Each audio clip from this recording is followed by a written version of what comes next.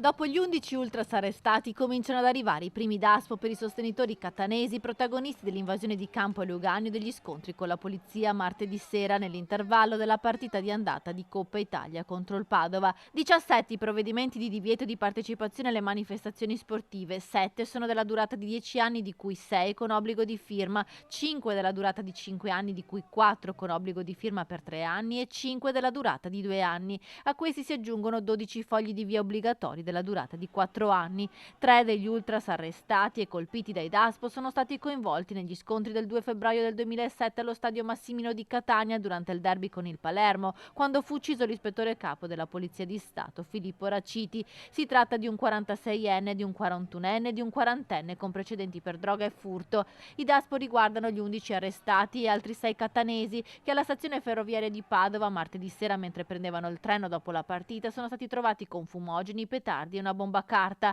Tra i daspati ci sono anche un 17enne e un 18enne, mentre un tifoso di 25 anni è stato denunciato e colpito da DASPO perché incastrato dalle telecamere e dal documento di identità che gli era caduto in campo durante l'invasione ai Tafferugli. Tutti gli ultras arrestati hanno numerosi precedenti per rissa e reati da stadio e a vario titolo sono pregiudicati per associazione mafiosa, droga e rapina. Un DASPO di 10 anni riguarda ovviamente il 40enne che per primo ha scavalcato e aperto il cancello consentendo l'invasione di campo. Il questore di Padova sottolinea come sia necessaria una riflessione. Persone già condannate e recidive per comportamenti violenti dovrebbero essere interdetti dagli stadi a tempo indeterminato.